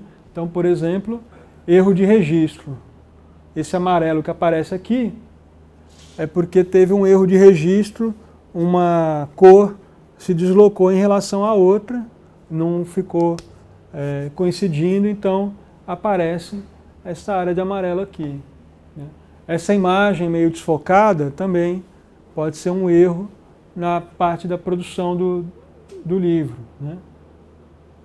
E aí o livro inteiro dele, cada página, ele coloca um tipo diferente de erro de impressão, baseado nos erros mais comuns do offset.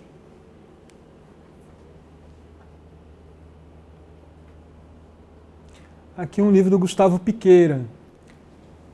Esse livro surgiu de um outro livro, publicado pela editora Atelier, que é um livro sobre um acervo de clichês tipográficos.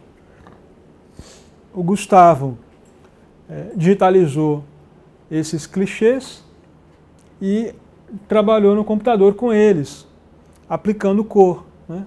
Porque a edição que ele usou como referência, todos os clichês foram impressos em azul. Então ele, no computador, aplicou cores diferentes.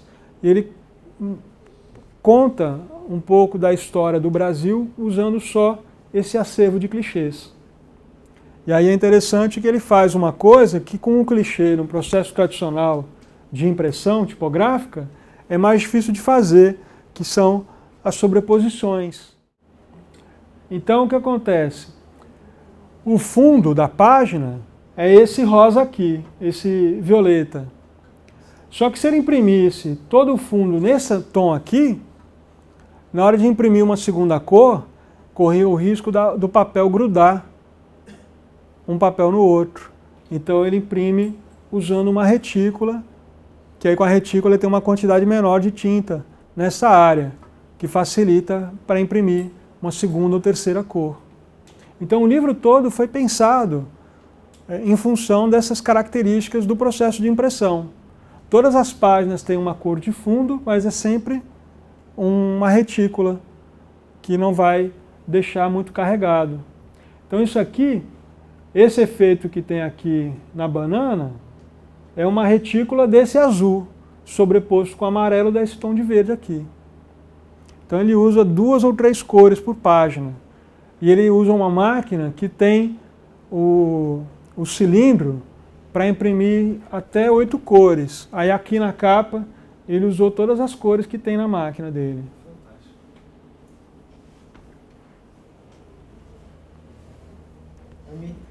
O nome dele é Silvian. Silvan. Acho que tem um I depois do V, não tem nome?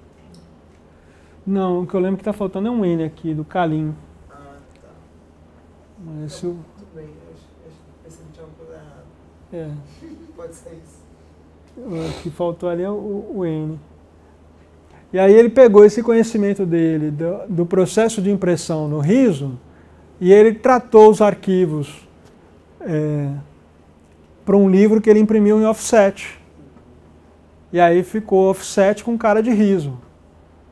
Mas porque ele entendeu aquele pensamento gráfico que é específico daquele processo e trouxe para o offset, a maneira de fazer a separação das cores.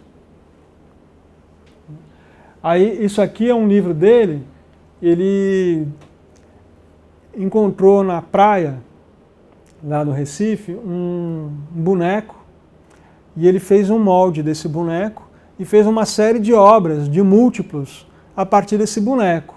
Então ele fez sabonete, ele fez chocolate, ele fez um espelho desses para colocar na tomada, né, para a campainha.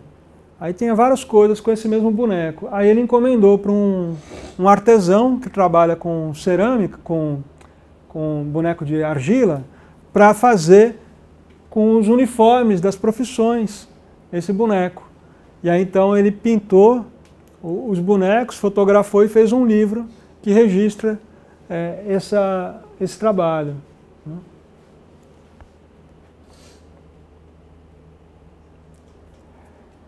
Esse livro também é impresso em riso. Aí ele vai explorar 2 aspectos técnicos. Um é que ele usa o filme da Polaroid. Ele, como é uma fotografia que não tem o negativo, né, ela tem a reação química acontece ali dentro da própria máquina, a revelação é quase instantânea, só que tem um prazo de validade essa química. Aí ele encontrou um monte de material que já estava vencido e tinha formado padrões abstratos por conta do prazo de validade vencido. Então ele fez o livro só com essas fotos que o desenho foi criado pela química, pela reação química.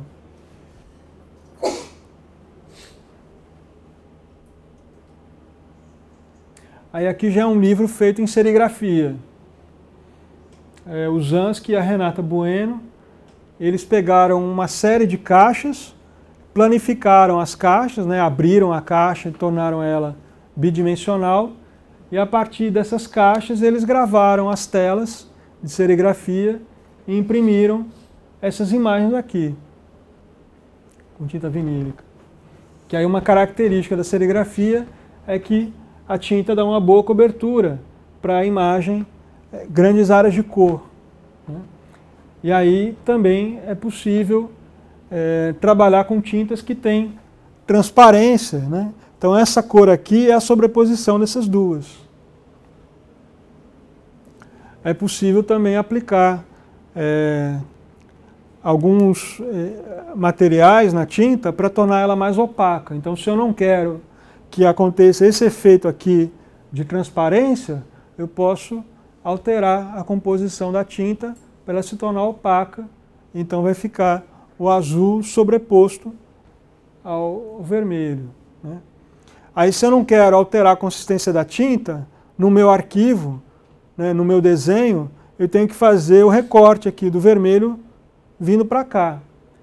A desvantagem de fazer isso é que se eu tenho algum erro de registro na hora de imprimir, vai aparecer um filete branco aqui, que não fica tão interessante. Então, são escolhas que a gente faz durante o processo. Não é tão comum um livro inteiro impresso em serigrafia, mas existem alguns exemplos. Esse artista espanhol, ele trabalha com a ideia de hackear a impressora, né? Então ele vai entender como que a impressora funciona e tenta modificar o funcionamento dela. E aí ele fez um livro de artista, imprimindo em casa, que é uma espécie de manual para você hackear uma impressora. E aí ele coloca uma foto. Então tem uns, que nesse aqui, tem aqui um rolo e tem um arame com uma batata. E a batata tem um desenho feito ali nela, e conforme vai rodando esse cilindro, a batata bate na tinta, jato de tinta, e espalha a tinta, e criando uma imagem imprevista, né? Aí tem outros que ele associa um joystick de computador, de videogame, com a impressora. Tem outro que ele coloca junto do carro de tinta um pincel de pintura mesmo. Então, depois que a tinta acabou de passar, quando o carro volta, o pincel espalha a tinta toda, né? E aí, então, a imagem figurativa fica abstrata. O Mariano Ulloa é um argentino, ele fez esse livro em parceria com a Vermelho, né? Então, ele fez um desenho que é um desenho simples, mas o que acho mais interessante no livro é que ele pegou um plotter e ele substituiu a lâmina de corte por um lápis grafite. Então ele faz a máquina desenhar com grafite. Então tem uma tiragem, são exemplares idênticos, mas é tudo feito com grafite, não é com tinta. Então você fala, mas é grafite, foi feito à mão? Não, foi a máquina que desenhou. Aí a máquina tem essa limitação, né? Ela não consegue fazer o desenho com as variações tonais que a gente consegue fazer quando a gente desenha com grafite. Aí o acabamento é uma outra parte do processo que ele também pode ser usado como parte da poética. Aqui o Paulo Brusque e o Daniel Santiago, eles passaram um período lá no Recife recolhendo todo tipo de impresso que era possível, assim, lista telefônica, revista, jornal. Eles iam visitar embaixadas de vários países para ter textos em outros idiomas, né? Porque a pedra de Roseta é uma pedra que foi usada, tinha um texto em 3 idiomas, e ela que permitiu decifrar a escrita de hieróglifos do Antigo Egito. Então a ideia deles é como se fosse uma arqueologia para o futuro. Se alguém encontrasse o livro, ia entender o que era o tipo de impressos que circulava em Recife, lá na época que eles fizeram esse livro, 72, 74 mais ou menos. Então como que eles fizeram? Depois que eles juntaram o material, eles pegaram uma sala não muito grande, com essas folhas cortadas e empilhadas e ligaram 2 ventiladores industriais grandes e potentes. Deixaram os 2 ventiladores ligados durante um tempo, fecharam a porta. Quando eles voltaram, os ventiladores espalharam tudo, e eles foram juntando montinhos, fazendo pilha de uma determinada altura, aí mandaram encadernar. Aí, então são 120, 160 exemplares, não tem nenhum igual ao outro. Aí todos têm essa proposta. Esse aqui é o primeiro, tem um vídeo no YouTube que mostra o livro sendo folheado, um exemplar. Ele é um dos primeiros livros de artista no Brasil que recebeu uma resenha publicada em revista. Saiu na revista Vozes. E aí é engraçado porque na resenha, quem escreveu fala, né, o livro faz 1 ano que foi publicado e até o momento que ele fez a resenha, eles só tinham vendido 1 exemplar.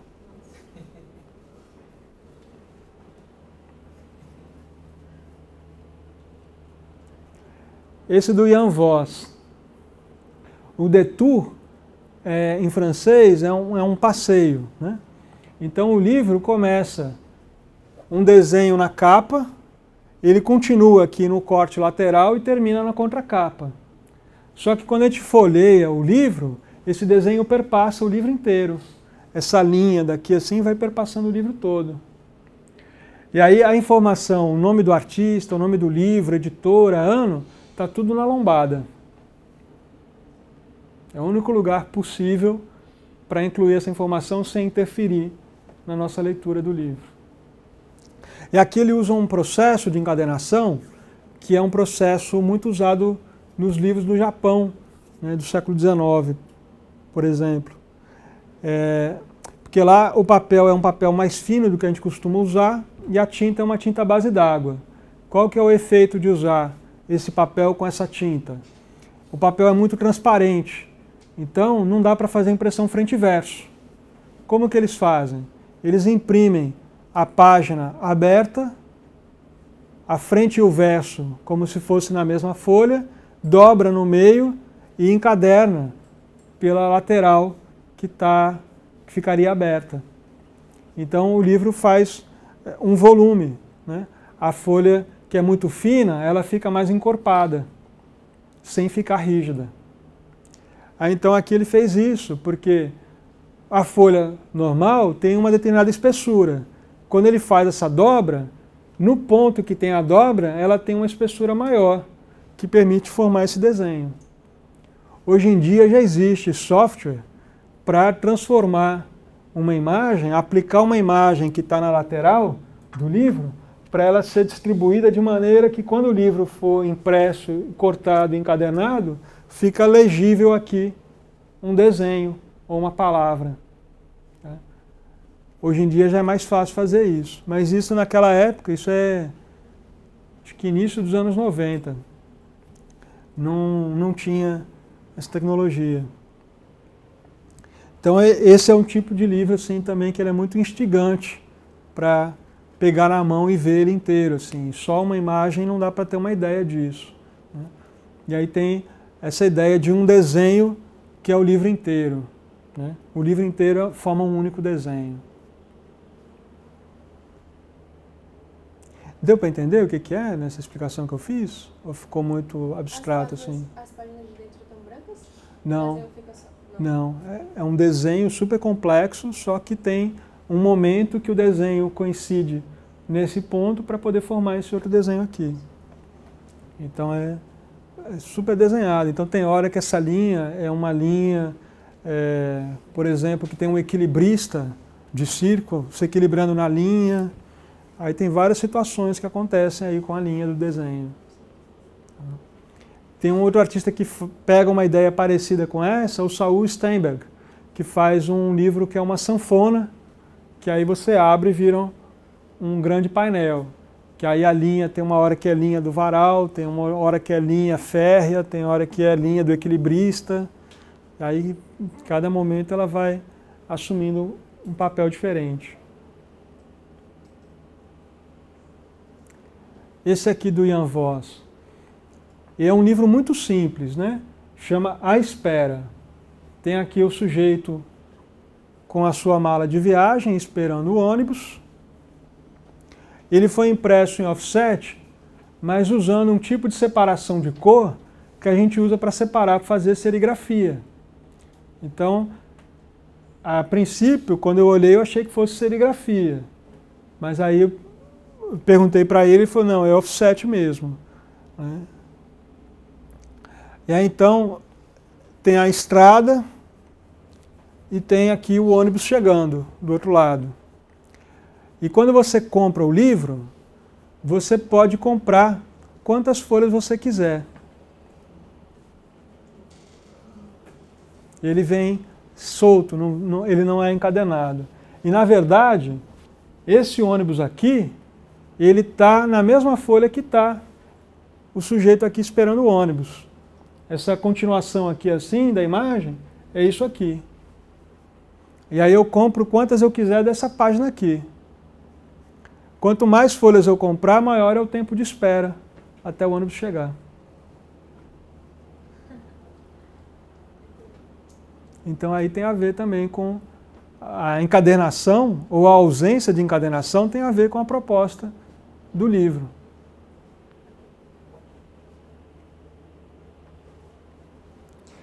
Isso aqui não tem tinta, isso aqui é impresso, é um desenho feito com barbante, impresso com papel molhado para ficar com relevo. A capa é papel artesanal. Aí o desenho, essa figura, essa mulher, turn over darling, pode ser traduzido como dá uma voltinha querida. Mas esse turnover, ele tem a ver com o ato de virar a página. Porque quando eu viro a página, as pernas daquela figura, elas estão aqui para formar outra figura. E aí, essa parte aqui dessa figura, na página seguinte, ela forma outra figura. Então, ele vai fazer esse jogo de composição, em que cada vez que a gente vira a página, tem uma mulher numa posição diferente, mas uma parte dela repete o que estava na anterior. E aí tem o jogo entre baixo relevo e alto relevo. Esse artista aqui tem uma curiosidade. Ele tem uma editora própria dele lá na Inglaterra. Aí eu vi que tinha um monte de coisa dele com lampião, né? Aí eu descobri que ele é brasileiro. Foi levado lá para a Inglaterra com 10 anos de idade. E não voltou mais para cá.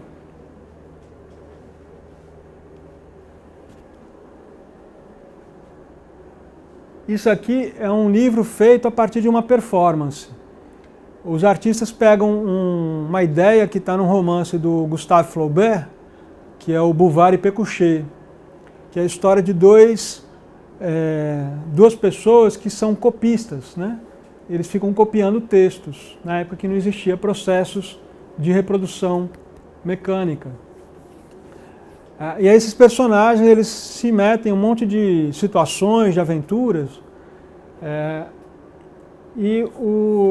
no final do livro eles fazem uma mesa em que eles ficam sentados um de frente para o outro e eles passam o resto da vida copiando, né? Porque eles tentam investir em mineralogia, aí dá tudo errado, eles perdem todo o dinheiro, aí eles vão tentar ser agricultor, aí também não dá certo, porque eles são pessoas que passaram a vida inteira no escritório, aí eles se aposentaram, querem fazer alguma coisa diferente, mas eles não têm habilidade nenhuma, então nada dá certo. O Flaubert, para escrever esse livro, ele leu mais de 200 livros, ele foi se especializando em mineralogia, em agricultura, em tudo que os personagens iam fazer. E no final do livro, o Flaubert faz um dicionário de tolices, que ele pega lugares comuns, né, e coloca as frases idiotas ditas por personalidades, vai colocando lá vários tipos de coisas tontas. Então, essa dupla de artistas resolve ilustrar o dicionário de tolices do Flaubert, né? Então, aqui é um dicionário ilustrado. Como que eles fazem? Eles pegam o verbete do Flaubert, digita no Google, e aí na página de resultados de imagem, cada um deles escolhe uma das imagens que aparece nessa primeira página e desenha. E aí, então é legal que tem, às vezes os dois desenham a mesma coisa e cada um tem um jeito de desenhar, e às vezes cada um escolhe uma imagem que não tem nada a ver uma com a outra. Só que eles fazem uma proposta de que nessa edição aqui, eles fizeram a ilustração de todos os verbetes começando com A, todos com B e uma parte do C. Uma parte tem só os verbetes e sugerindo para você completar, seguindo o método deles. Então esse livro é impressão sob demanda, usando essas tecnologias de impressão digital que eu mencionei. Então fizeram, por exemplo, 25 livros para vender quando fizeram a primeira performance. Quando eles fizeram a segunda performance, eles pegaram, repetiram o que tinha aqui e acrescentaram os que foram feitos na segunda. Que os desenhos eles fazem ao vivo, usando essa mesa que é descrita no romance. Aí foram fazendo as várias edições, cada vez acrescentando novos desenhos e deixando sempre algumas páginas em branco para que o leitor faça os seus próprios desenhos. Aí eles pararam aqui no F. Não, pararam nesse aqui. Depois desse aqui eu não tive notícia se eles terminaram o projeto, mas o livro já estava grosso assim.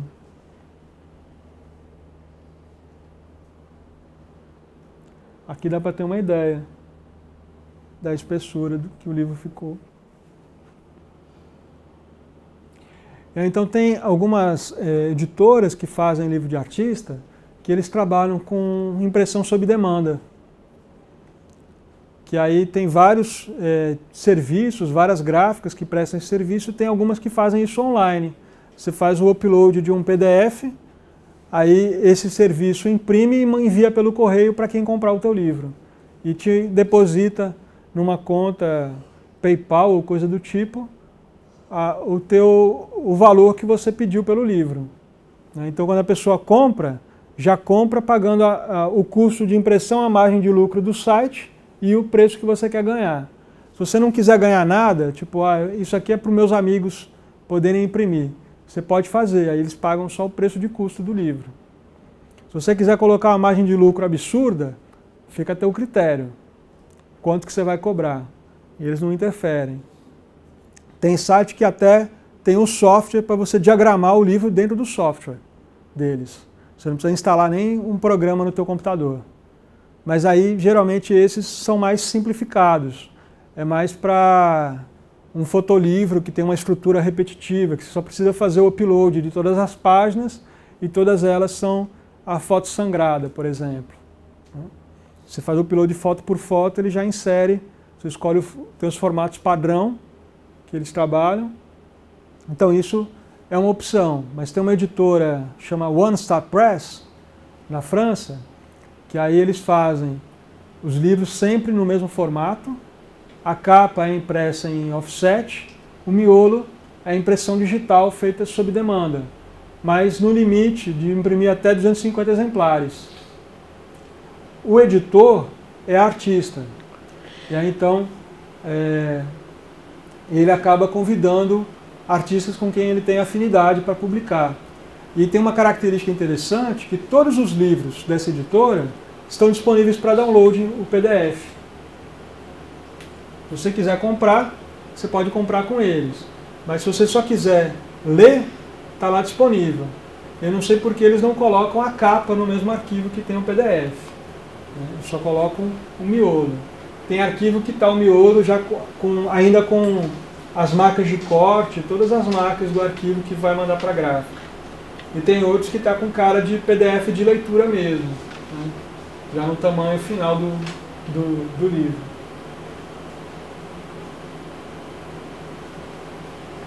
Isso aqui é impresso com clichê tipográfico.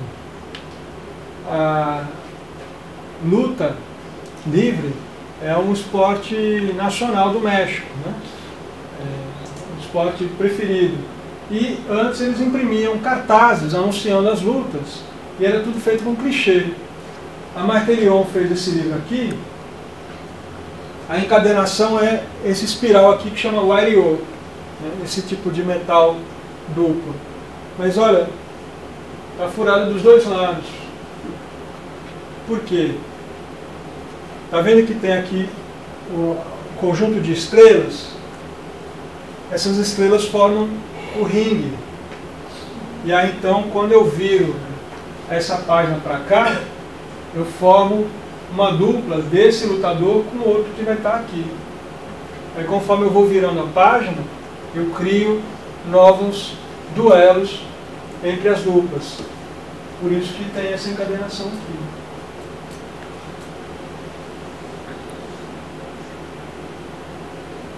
Aqui é um livro que a capa é marmorizada, é tecido com efeito de marmorização. E aí por dentro é tudo igual, mas não tem uma capa igual a outra.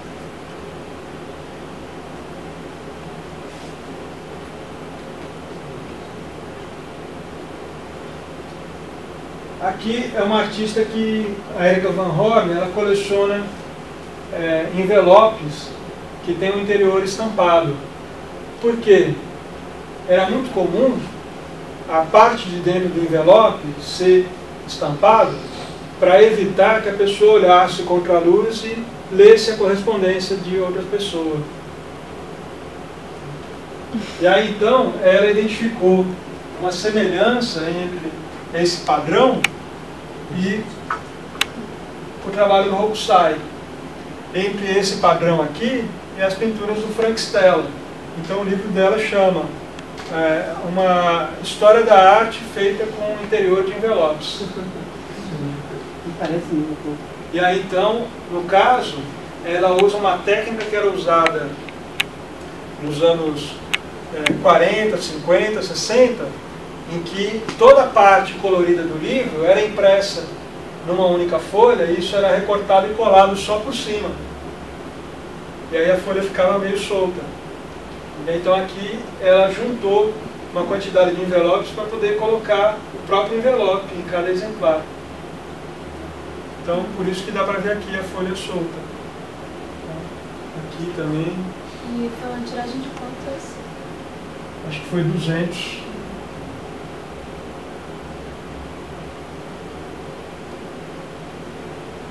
Aí tem o Opalka que eu mostrei ontem, né, que faz só os números. As pinturas dele têm essa aparência aqui. Que coincidência, né? Encontrar as coisas parecidas.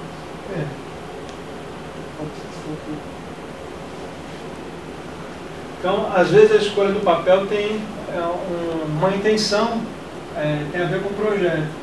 Essa artista aqui vai fazer um livreto que ela usa papel jornal, porque ela queria que o formato fosse o mais próximo possível do folheto de cordel, que é impresso em papel jornal. Só que aqui só tem a legenda, né? O resto é imagem, diagramas, que são as mãos explicando como que você desenha, como que você faz uma escultura do Brancusi. Né? Então, lições de escultura, Brancusi no ar. Aí tem uma página aqui, tem a escultura do Brancusi, que é a coluna infinita. Aí nessa página, o papel ele tem uma dobra, que aí ele fica maior aqui para baixo, para poder dar conta da escultura infinita. E são as mãos fazendo assim. Isso aqui é um livro que tem a coleção particular de livros do Jonathan Monk. E aí, então, o papel usado para imprimir o livro é o mesmo papel usado para imprimir capa. Ele, de um lado, é liso, do outro lado, ele é áspero. E aí, então, no verso não tem nada impresso. E na parte da frente é a fotografia da capa de um livro da coleção dele. E aí dá um efeito como se os livros estivessem empilhados, porque cada vez que você só vê a capa, uma atrás da outra.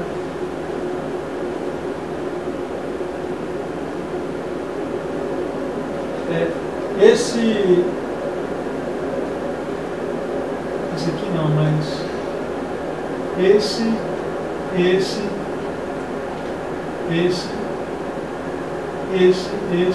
e esse tem lá na FMG.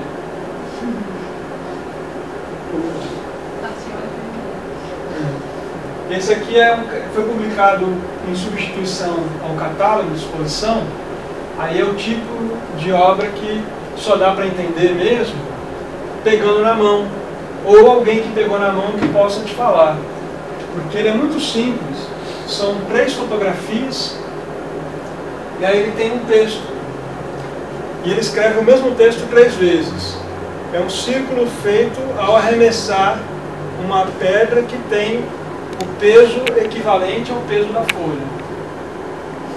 Aí então você tem uma pedra que é pequena, produz poucos círculos. Na outra página, uma pedra de tamanho médio produz uma quantidade maior de círculos. Na outra página, é uma pedra mais pesada, produz mais círculos. Então as 3 fotos são bem diferentes. Só que o papel é um papel leve, é um papel um pouco mais pesado, é um papel mais grosso. Então, ele vai associar o sentido. Geralmente, quando a gente tem um contato com o livro, ele está muito mais ligado no aspecto visual. E ele vai associar o aspecto tátil com o visual, em termos de equivalência entre uma coisa e outra. E aí é bem interessante essa experiência, assim, de perceber a diferença de cada página quando a gente vira. Muito simples, mas ele é muito potente também por conta dessa simplicidade. Essa reserva de verniz, ela também tem um custo a mais. Mas como o livro foi impresso só em preto e uma só cor, aí ele é mais barato. Então o que economizou em relação à quantidade de cor, deu para investir no verniz. Se fosse 4 cores mais o verniz, aí é mais caro. Mas aí ela faz uma substituição uma pela outra. É de quando esse livro? Isso acho que é 2004. A Adrian Piper, ela ganhou o prêmio da Bienal de Veneza recentemente, assim, em 2012, eu acho. Ela tem um trabalho assim, muito interessante. Assim. Aqui no Brasil é pouco conhecido o trabalho dela. Ela trabalha com performance, com trabalhos baseados em texto. E sempre tem um viés assim, de cutucar, de colocar a gente para pensar nas questões sociais. Assim. É bem legal. Vladimir Dias Pino, que eu falei antes, né? Ele tem essa série Enciclopédia Visual, e aí eu descobri por acaso que ele vai modificando as cores usadas na impressão, então não tem um exemplar idêntico ao outro também. Aqui dá para ver, é a mesma imagem com cores diferentes. O que ele fez? Na hora que foi imprimir o livro, ele perguntou para o editor qual que é o formato de papel que a máquina usa. Então, a partir do formato de papel, ele definiu o formato do livro dele para caber o número X de páginas na mesma folha. Então, ele imprimiu de uma vez 6 livros diferentes. Aí, o que ele fazia? Colocava para imprimir esse livro aqui, que tem esse fundo amarelo, e colocava do lado outra página amarela do mesmo livro. Aí quando acabou todas as páginas de amarelo que é desse livro, ele colocou outras páginas de amarelo que é de outro livro. Então, com isso, ele usou uma quantidade de cores especiais, mas o livro foi barato para produzir. Por conta desse aproveitamento que ele fez do papel do processo. E aí isso deu margem para ele explorar essa questão da mudança de cor. Isso é um conjunto de 6 livros, aí eu comprei de um livreiro e a pessoa, ao invés de mandar 6 exemplares diferentes, me mandou 6 exemplares iguais do mesmo livro. Aí que eu descobri que eles não são iguais. Aí depois eu devolvi, tá?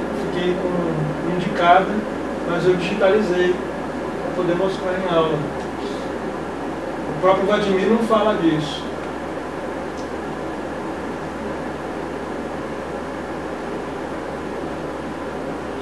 E aqui o Olaf Nicolai fez uma instalação com 400 livros, que aí aqui ele usa um recurso que é mudar a cor da tinta enquanto a máquina está imprimindo. Então o que acontece? Vai misturando a tinta que já estava na máquina com a tinta que ele está acrescentando. E vai dando esses efeitos de degradê. Aí ele separou algumas folhas para fazer cartaz e algumas ele grampeou e fez livros. E aí também tem lá 400 livros, mas não tem nenhum igual ao outro. Todos usam esse mesmo princípio da transição das cores, mas não dá para você escolher quando você vai comprar pela internet, por exemplo, que cor que vem o teu exemplar. Ele pode vir azul e verde, que nem esses daqui, ou ele pode vir amarelo e vermelho. Você pode voltar ali só para eu anotar o nome desse? Sim. O nome é bem comprido, né? Por isso que eu pedi para varar. Depois a gente vai pensar só esse... Sim. Sim. Já está aqui com o Ilan. Depois ele passa para vocês. Você vai mandar por e-mail. É isso que eu tinha preparado para mostrar. Espero que tenha dado alguns elementos aí que vocês pensarem e que possa contribuir com o trabalho que vocês vão fazer. E aí, não sei se vocês têm alguma questão que querem colocar. Alguma pergunta sobre os livros? Muita informação de uma vez, né?